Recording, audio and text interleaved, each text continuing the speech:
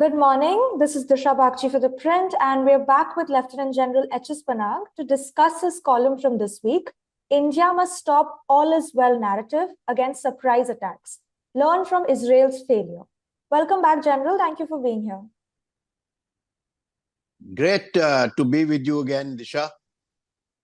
So in this week's column, you look at the ongoing conflict in Israel and Gaza, focusing on Israel's failure when it came to responding efficiently and in a timely fashion to the 7th October attack by Hamas militants and what India can learn from this security mishap. So to begin with, why do you think Israel was caught by surprise, and what do you think was behind Israel's sense of complacency when it came to predicting this threat from Hamas? See, let only Israel, the entire world was surprised by the scale and the barbarity of the Hamas attack on at 0630 hours on 7th of October. The surprise was absolute. I mean, there are no ifs and buts about it. It was absolute. The Israelis had no idea that it was coming. 25 to 30 teams of 40 to 50 Hamas fighters breached the impregnable, Gaza barrier and launched attacks on Israeli posts, kibbutz, and other settlements, causing large-scale casualties and devastation. Until now, 1,400 Israelis have been killed, including 304 soldiers, 56 policemen, and 3,400 have been injured. 250 hostages have been taken. Israel has officially acknowledged that 199 hostages are held by Hamas. It took 72 hours to restore a semblance of order and evict the terrorists from mainland Israel, and where Israeli forces claim that they have killed 1,500 terrorists. In retaliation, Israel has carried out aerial and drone bombing of the Gaza Strip. 3,500 people of Gaza have been killed, including 500 in a attack on a hospital, which is still being disputed as to who has done it on 17th, and 12,500 Gaza citizens have been injured. Iran has now is poised to launch Operation Swords of Iron as a ground offensive to eliminate the Hamas political leadership and military infrastructure. Now, coming to the question, as I said, not only Israel, the whole world has been surprised. Israel was the gold standard of national security. And right from the beginning, it is a self-declared security state. That means security takes overriding priority. There is a high technology barrier on the Gaza border as well as in the West Bank. It's a combination of wall and wire with packed with cyber and electronic sensors. There are autonomous weapon systems which fire automatically in case any intrusion is detected. There are posts also set along at regular intervals all along the barrier, which are manned 24 hours, so that in case there's any attempt at intrusion, it can be reacted to and intercepted. Apart from this, satellite surveillance and 24-hour drone surveillance is carried out of entire Gaza Strip and of the belt as well as of the West Bank. To back this system, there is the Iron Dome air defense system to cater for the rocket attacks. Now, such was the sort of understanding of the impregnability, of the invincibility of this entire security arrangement, that it was sort of taken for guarantee that it cannot be penetrated, and if any penetration takes place, it will be detected well in time. In fact, in India, there has been a clamor to replicate the kind of security that Israel has on the borders after along with the LOC with Pakistan, and as well as the Western frontier, or for that matter on the LAC. Now, this feeling of invincibility of its intelligence and military capabilities, supplemented by a political rhetoric. The present government in Israel is a extreme right-wing government. It's also focused on national security, and it constantly reminds the citizens that we have ensured your security and we are invincible, and there's no question of any large-scale threat ever developing to Israel. And the capabilities of Hamas were underestimated. Based on the experience since 2008, 9, and 8 and 9, when the first confrontation took place after Israel had evacuated the Gaza Strip in 2006, and in the previous other confrontations in 2012, in 2014, and including in 21, 2 years ago. So they said that Israel has very limited capability. It can carry out sporadic terrorist attacks, and that's all, no more. And it cannot do anything beyond this. There was some intelligence available. In fact, the Egyptian intelligence is on record that the Egyptian intelligence chief had rung up Netanyahu directly 2 to 3 days before the invasion. But again, political arrogance ignored the warning. And I have also given the link to a United States think tank which had predicted in the month of August that there is likely to be a large-scale conflict around Israel, which will include Hamas, Hezbollah, and possibly, Iran in that context. Now, in addition to this complacency that was prevailing, and ignorance of the warning, and arrogance of its prowess, what did Hamas do? Hamas knew that they cannot match, the cyber and the electronic intelligence capability of Israel, and they will be detected. So for entire planning, they gave no signature. It was no electronic device was used. The plan was known to very few people, and there was utmost secrecy with respect to training and preparation.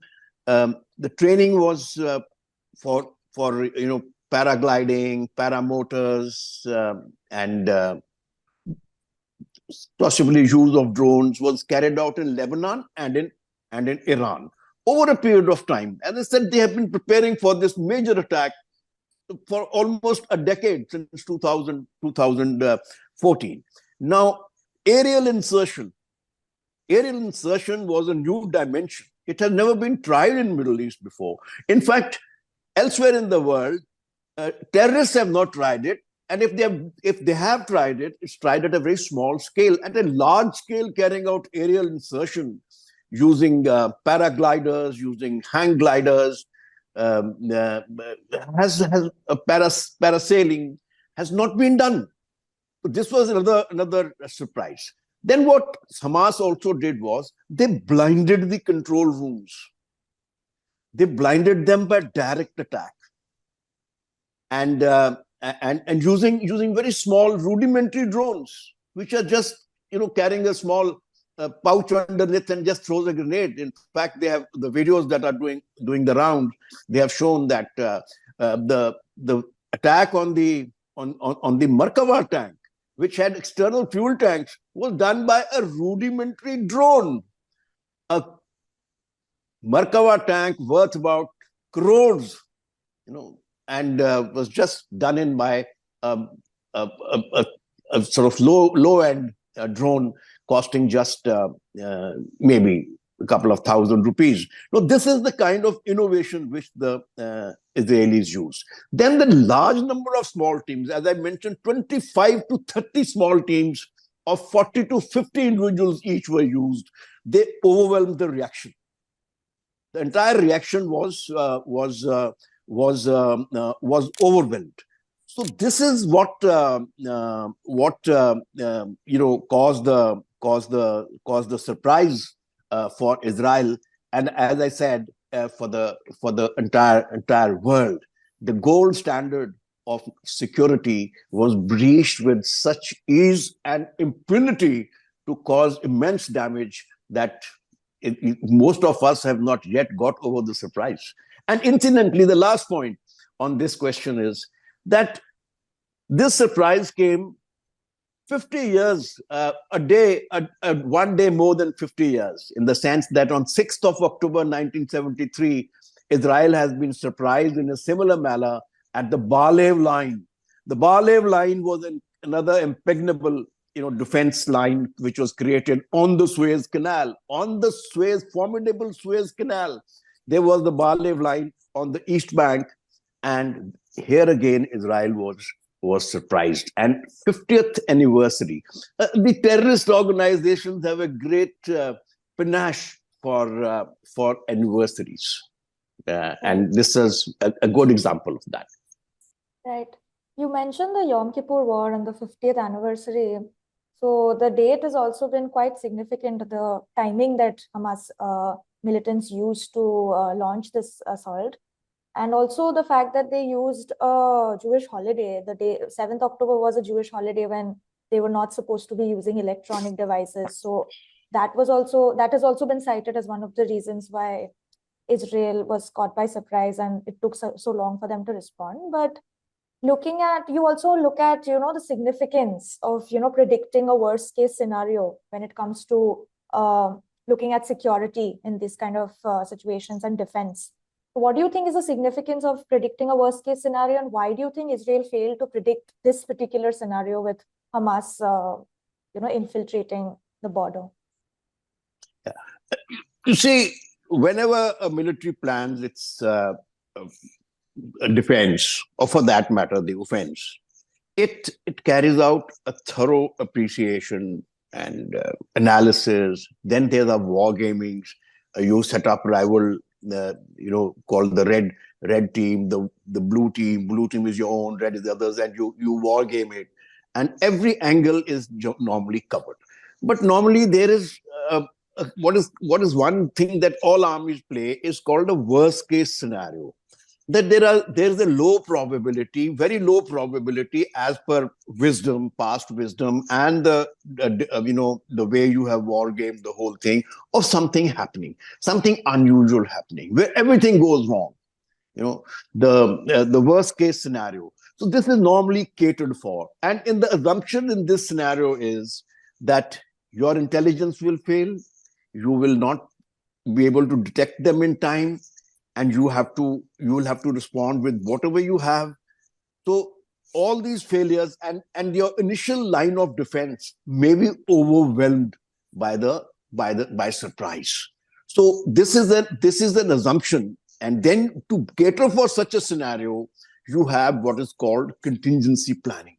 That while the probability is low, in case should this scenario come up, how are we going to respond? Now, this is done in a manner that in addition to everything else, in addition to all electronics, sensors, drones, you make sure that there's a layered physical security by deploying troops on the ground who act as your eyes and ears. So that's one part. And second is that to cater for the failed reaction, you also cater for a reserve over and above what you have catered for in the earlier plan. And this reserve is highly mobile. It is both by on the on the ground mobility, as well as you can base it on helicopters. No, apparently Israel has not done this. It's a very serious security lapse, and the reason we have discussed in the previous question. And uh, see, a barrier not defended properly is no barrier. Is no barrier. And as we discussed, that multiple teams simply overwhelmed the existing system. And the worst case scenario, where a failure of this system was not catered for, the immediate the line of defense, the first set of posts were caught napping because of lack of warning from the sensors, and they were a lot of them were caught sleeping. The So the reaction that had to come, it took almost 12 hours before it responded, whereas the reaction is expected to have come in such an event as early as half an hour to 1 hour at worst case. So the reaction took long, and thereafter it took 72 hours to clear this small ragtag element by deploying a large amount of force, and very heavy casualties were suffered on the by 8th, 9th itself. Israel had suffered 256 casualties of the soldiers, and the balance 50, as I mentioned, now current figure is about 304, have been suffered in sporadic actions after that. Another thing that they did not cater for is that earlier the kibbutz, which are the traditional Israeli settlements, and when the self-contained villages with everything self-contained, agriculture, food, they were common, common messes and food eating, common cooking and all. This is the tradition, and this tradition started when the immigration came, when Jews came back to Israel toward beginning around 1890. When they started coming. So the kibbutz, and my father is an eyewitness to this. He was posted there in 46, 47. I have grown up on these stories, that how the kibbutz defense was organized. Now, because of modernity, because of the change in lifestyle, the kibbutz no longer are able to defend themselves, and they're over relying upon the Israeli military. So a small ragtag force of 2 to 3 terrorists could run through a kibbutz and commit large-scale casualties. Just see the number of terrorists that came down onto the music festival that was being held, or in the other kibbutz where large number of children were killed. Just a small team. So the famed and worst thing is that every soldier, every individual in Israel, man or woman, has served in the army. So there was a requirement of organizing the defense of the kibbutz and the other isolated settlements, which apparently was not done. So these are the, as I said, the worst case scenario was neither planned and nor catered for, both by the military as well by the civil, and that is why they paid. They never imagined that this line could be breached, and that's why they have paid a very heavy price. Right. Looking at Israel's from a political perspective now, you call Israel a house divided. So, what do you think has been the impact of Netanyahu's conservative coalition government when it comes to security and defense decisions and strategies? Since I think 2006 or something, Prime Minister Netanyahu has been in power for 16 years, barring a short break here and there. He's been in power for 16 years. And generally, his is the right-wing party, and the coalition that gets formed is of the extreme right-wing party. Now, what do the right-wing parties, or what does Netanyahu's coalition seek? Number one, they say that there will be no compromise with the Palestinians, and they do not consider. They have paid no heed to Oslo Accords, that guaranteed that there'll be two states, the state of Israel and the state of this thing, and the various past agreements, and they treat the uh, Palestinian Authority. Hamas, of course, is a terrorist organization, but the Palestinian Authority recognizes Israel in the West Bank. But they treat it with contempt. Very limited autonomy is given to it.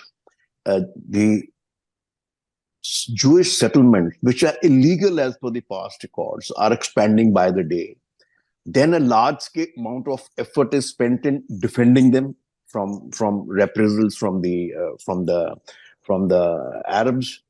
So this has been the right wing policy, and it has also been trying to convince the Israeli people that all is well. We are your saviors, and nobody can save you. And past was imperfect, and people allowed them to be run down, and so on. This kind of narrative of all is well, plus we are there to guarantee your security has been built up. Uh, Even the 20% of the population of Israel, which is Arab, is also unfairly treated by this coalition. There is discrimination against them. Then, because the Israeli parliament had, with the right-wing government in power, they wanted to pass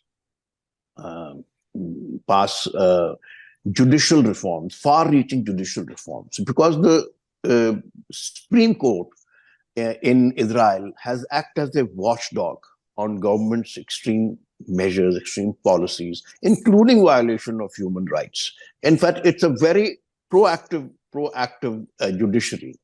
So now the Netanyahu government wanted to clip the judiciary's wings, and it wanted to curtail its powers to question the acts of parliament.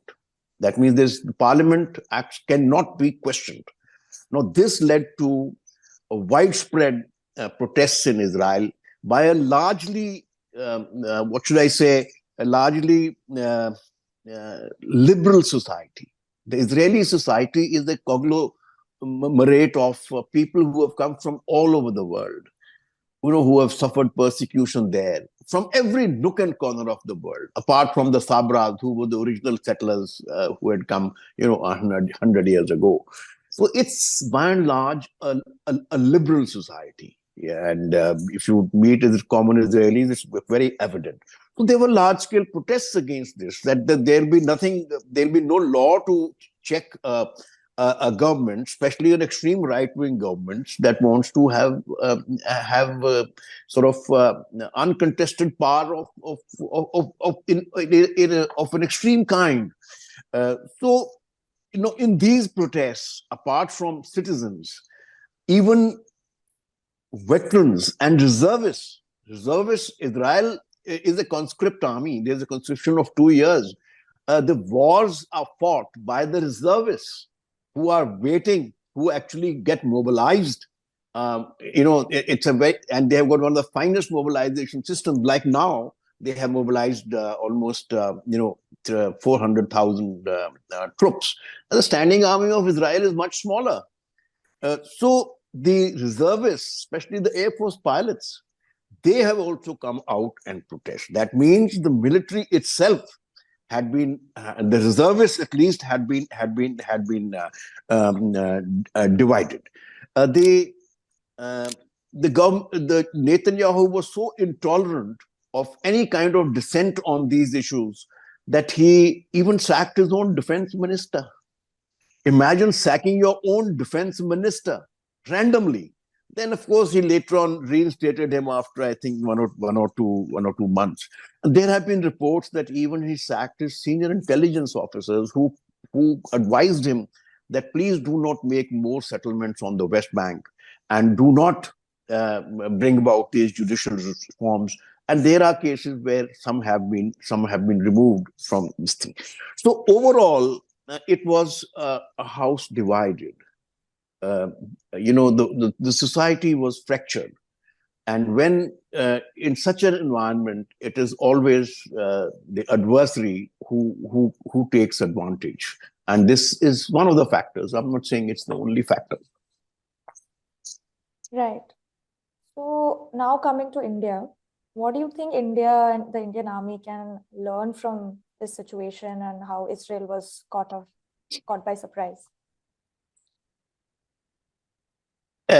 See, let's first take the issue of surprise. In fact, the title that I had given, in the column was the sin of surprise. Surprise is one of the oldest principles of war.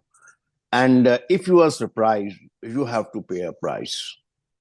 And there is no logic for a military to get surprised. I told you in one of my earlier columns that Napoleon said that I can afford defeat, while fighting if you are defeated, but I cannot afford loss of surprise. And he used to say that any company commander who's surprised will be court-martialed, because there's no question of moving without reconnaissance, without surveillance and security in front of you. And we are notorious for our reputation with respect to surprise. Notorious. I mean, you start with 1962. We failed to gauge the Chinese intention. Then you take, in 1965, the scale of Operation Gibraltar, that is the infiltration in Jammu and Kashmir. We failed to realize rather assess its scale properly. In Sri Lanka, we could not assess that what is the real intent of the LTT, Prabhakaran, and also of the Sri Lankan government. That while they have signed an agreement, their actual plans are something else, and they're going to surprise us. And sure enough, in months' time, all our plans went awry. Kargil, we had no inkling that he's going to do this at a large scale, and that's of course history now. Look at Eastern Ladakh.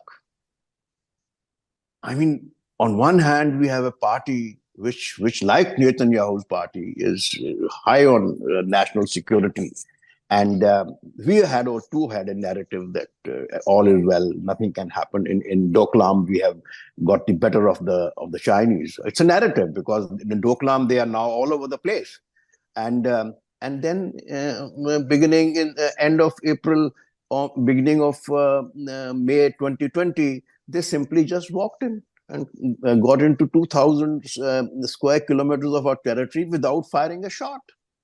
So look at Pulwama. We had no inkling that such a major terrorist action is going to happen. The narrative was that, something can happen, but it'll be at a very, very, very small scale, and we have controlled and subdued the insurgency in Jammu and Kashmir. So we have the notorious reputation, which we have to sort of change. And luckily, we are not over relying upon electronics.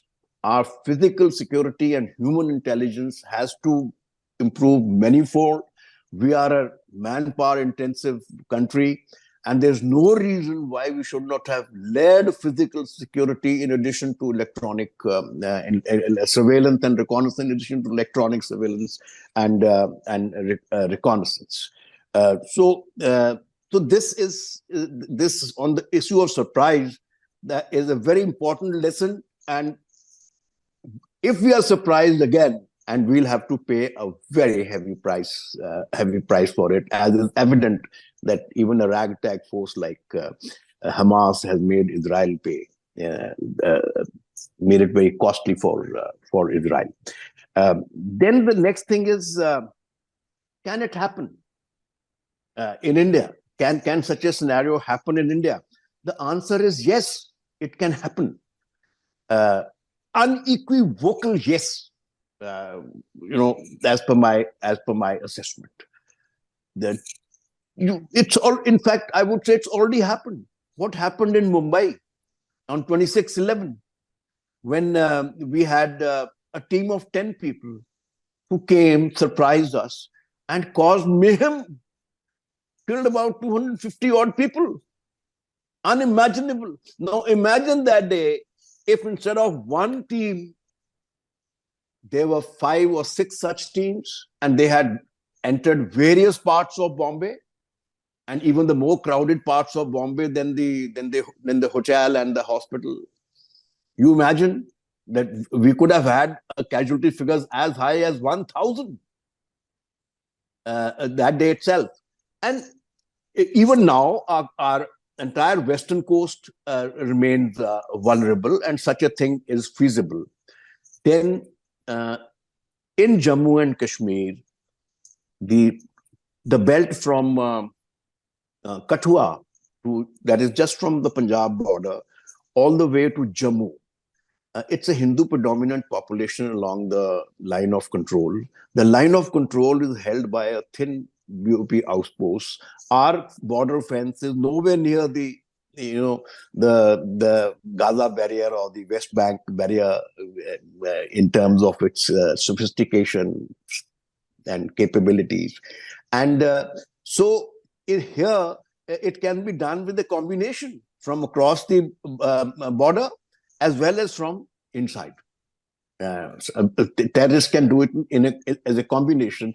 And the multiple actions by small teams. So far, we have faced actions, yes, from the same areas, but by small teams, a single sporadic action. Imagine if there were a series of such actions, say about 30 to 40 such actions done by teams of 4 or 5 people that overwhelm the whole thing, take hostages of the population, government officials, which are not that tightly guarded all the time. Now, similar thing can happen also in the other areas where there is large-scale Hindu population along the border. Also, in the areas of the valley where there's no limited Hindu population, and of course adjoining areas across the Pir Panjal, there can be a combination of similar actions by multiple actions by terrorists from across the LOC, that is Pakistan-based terrorists, as well as from this side. And even from the built-up areas within Jammu and Kashmir, let's say Srinagar and Sopore and other, thickly populated areas, there can be multiple attacks launched. These are possible, low probability, but the possibility is also there. Then, as far as the ethnic strife, for example, take Manipur is concerned. In fact, what happened in Manipur on 3rd of May onwards came as a surprise to everybody, the way the police, in a coordinated manner, with multiple actions, multiple mob areas, large number of police stations being looted at the same time, the security apparatus was overwhelmed. And now that the thing is continuing and the arms are not being recovered, either of the communities can launch similar attacks on the other community by breaching the thinly held dividing line between them, which is manned by the Assam rifles. Take drones. I mean, drones are already in use in Punjab. In fact, I'm writing for ThePrint for the last 5 years. Almost 4 years back, I wrote an article about how the drones can be used by the terrorists against India. And you see the kind of effective use they have already been put to in Israel. So drones can be easily weaponized. Then how long does it take to train soldiers for using paramotors, hang gliders, and other means of defeating your current border defensive posture? And these things can be done at night as well. You just have to have the will and train yourself. So the worst case scenario is very much possible in India, and we should get prepared for it. And it also requires better training facilities for our border security elements, the border security force, and the even internally for our police and the CRPF. In my view, we are ill prepared for any kind of action of this nature that takes place in the hinterland of India. Right. Now, one more issue that is related to what the lesson that we can learn is and that is a house divided. I have already highlighted how the Israeli house was divided.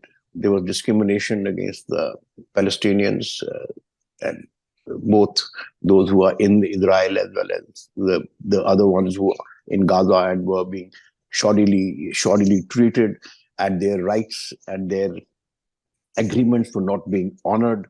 No, in India, if we discriminate against minorities, and our minorities are larger than the size of entire countries. In fact, I mean, even a small minority, just in India, let's the Sikh or the Christian minorities more than the population of the whole of Israel.